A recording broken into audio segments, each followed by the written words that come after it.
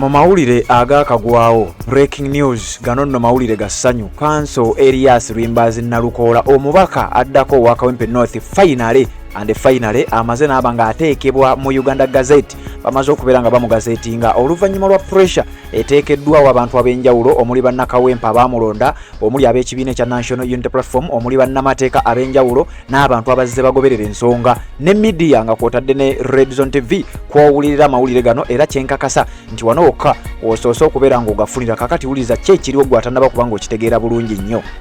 Ng'ennaku z'omwezi 14 omwezi guno gwennyini ogwokusatu omwaka 2025 bwe bwakerera ku makya bwali bumaze okutegeerekeka nti Council Elias Lwimbazi Nalukoola yali amaze okuba nga awangula banne be yali nabo mu kalulu aka Kawempe North. Kakati wuliriza ekyaliwo akakiiko k'ebyokulonda nga kamaze okulangirira Elias Lwimbazi Nalukoola ng'omuwanguzi.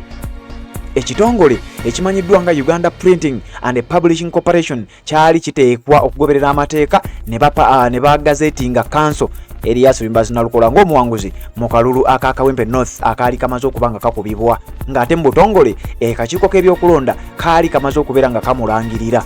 Amakya g'olunaku olwaleero tukuwadde amawulire nga Council no yennyini Elias Lwimbazi Nalukoola kati omubaka agenda okuba nga alayira essaawa yonna, jjukira bamaze omugazetinga. Yakutte abamu ku bannamateeka banne, jjukira ekibiina kino ekya NUP kijjudde bannamateeka. Lwimbazi Elias Nalukoola yennyini musajja munnamateeka omutendeke. Council George Musisi y'omu ku bannamateeka mu kibiina ekya NUP. Council ate nga Secretary General David Lewis Rubongoya era nga naye munnamateeka omutendeke nga nono agasomesa. Bakedde ku makya enkyalunaku olwaleero ne balumba akakiiko k'ebyokulonda office ya Simon Byabakama ne babalumba nti bassebo ennaku zitambudde nga tetulaba Lwimbazi Nalukoola we bamuyita Kulayira. Twagala okulaba ku Nalukoola ng'alayira ng'omubaka mu Parliament kubanga yawangula okulonda kw'e Kawempe North. Abakulu ne babategeeza nti bannange ffe twakola ogwaffe twalangirira. Era ekitongole kimanyiddwa nga Uganda Printing and Publishing Corporation kyekiri supposed okusooka okugazetinga Nalukoola, then oluvannyuma ffe ne tumutegekera ffe ne tuba nga ogwaffe twagukola. Parliament neba nga yevunaanyizibwa ku kubeera ng'etegeka okulayira kwa Council Elias Lwimbazi Nalukoola oba omuntu yenna singa aba akakiiko k'ebyokulonda kamaze okuba nga kamulangirira. Bwe bityo bwe bitambula Parliament etegeeza Electoral Commission nti waliwo omubaka avuddewo, twagala ekifo kino okujjuzibwa. Akakiiko k'ebyokulonda ne kateekateeka kye tuyita by-election okulonda.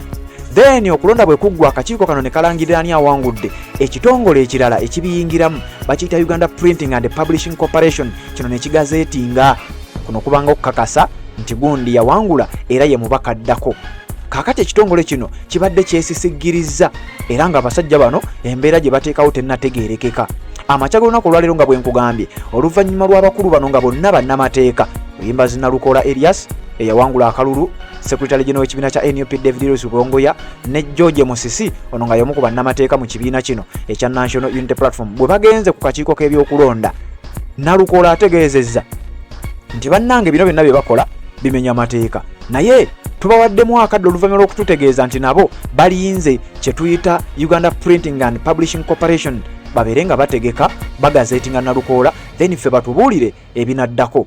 Parliament ebeere ng'eteekateeka n'okutegeka okulayira kw'omukulu eyawangula akalulu k'ekyaddondo. Kakati wuliriza oluvannyuma lwa pressure ekitongole kino ekya Uganda Printing and Publishing Corporation yekimaze okuba nga kifuna oluvannyuma Nalukoola lw'abalabudde abategeeza nti nno kakati ekiddako tugenda kulunda ekitongole ekyo mutubuulire lwaki. Jjukira bano bonna bannamateeka mu kibiina ekya National Unity Platform kijjudde bannamateeka okuviira ddala ku pulezidenti waakyo paka ku Secretary General paka ku muwanguzi eyawangula e Kawempe paka ku munnamateeka waakyo ba Council Katana bonna bannamateeka nga ne leader of opposition nga ye mwogezi w'ekibiina Bamutadde, deputy we Alex Mufumiro nga naye Bamutadde. Kakati wuliriza abasajja bategedde nti n'ekkubo ly'amateeka tuyinza obutalisobola, leka tubaleke. Finally Council Elias Lwimbazi Nalukoola bamaze okuba nga bamugazetinga. Kipapula kino njagala nkikuyitiremu akatonotono osobole okubeera ng'okitegeera mu ddakiika si nnyingi nnyo. Olunaku olwaleero ng'ennaku z'omwezi 24 mwezi gwa 3 2025 ekitongole kino nga bwe nkikugamba Uganda Printing and Publishing Corporation bamaze ne bafulumya ekiwandiiko officially nga bategeeza eggwanga n'ekibiina ekya National Unity Platform era bawandiikidde Justice Simon Byabakama Mujenyi ono nga ye chairperson wa Electoral Commission. Bagambye bwe bati the Parliamentary Elections Act chapter 177 section 79 subsection 1 notice okusinziira ku mateeka agafuga ebyokulonda naddala mu parliament chapter ey'17 akawaayiro ak'78 wuliriza publication of result for the parliamentary by-election conducted in Kawempe Division North, Kampala City. Nti okupublishinga oba okufulumya oba okukakasa ebyo ebyagenda mu maaso mu kalulu akaaliyo mu Kawempe North Division wano mu kibuga Kampala. Notice is hereby given by the Electoral Commission that the result of the parliamentary by-election for the directly elected member of parliament Kawempe North, Kampala capital city, in the schedule to this notice is hereby published in accordance with section 78 subsection 1 of the Parliamentary Elections Act chapter 177. Bano bakakasiza mu butongole officially essaawa yonna Council Elias Rimbazi Nalukoola agenda kulayira gwampuliriza ku mukuto gwa Redzone TV nga basinzira mu mateeka agafuga ebyokulonda, mu mateeka agafuga kye bayita by-election, mu mateeka parliament kwetambulira naddala mu mbeera zino. Bategeezezza eggwanga era ne bategeeza Simon Babakama nti ffessebo tumaze okukakasa kino era tumaze okupublishinga Council Elias Rimbazi Nalukoola. Kakati ebisigadde mmwe mumanyi. Schedule 1 directly elected member of parliament Kawempe North Division. Bakandidate bonna ne babateekawo wabula ng'obululu babwongeddeko naddala obw'omukyala wa NRM bwe yafuna luli buno babwongeddeko naye tebabutaddeewo wano. Elias Rimbazi Nalukoola asigadde ku lulu bwe yafuna mu kibiina kya National Unity Platform omutwalo gumu mu 739 owa NRM Nambi Farida Kigongo yafuna obululu 958 n'abalala issued at Kampala this 20th day of March 2025.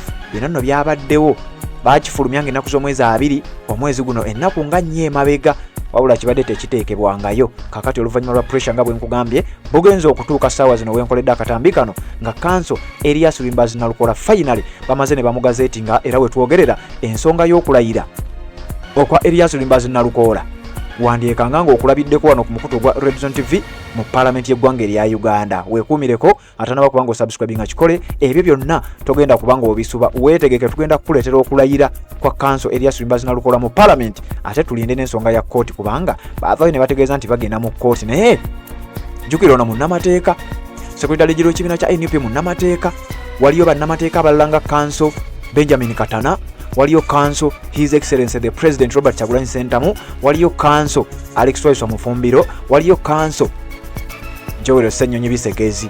Ono nga ye mwogezi w'ekibiina ate nga ye leader of opposition. Assalamu alaikum wa rahmatullahi wa barakatuh. Amanya n'eddoboozi Haji Abdu omusomi w'eddua. Nkola ku nsonga ez'enjawulo emirimu nga gikutataganyeko ebyenfuna byo nga bidobonkanye ne oba oli bweru wa ggwanga emirimu gya kucankalanako jangu kusomere ku ddua okubeda nedda eddua zaabaawo eddua zisomebwa omuntu n'oterezebwa mu mbeera yonna ebadde kwesibyeko ekusibyeko akanyaaga. Nina ekyoto kyensobola okukumira wadde oli bweru wa ggwanga nga toli kumpi wano n'ofuna omukisa gwo nawe n'osomerwako ku ddua nga nkuteddeko n'akabaani. Allah ajja kukusaasira ajja kwanukula. Kuba ku namba yange y'essimu 0752 44 71 56 ne ku WhatsApp kwendi mpereza obubaka sobole okuyamba. Assalamu alaikum wa rahmatullahi wa barakatuh.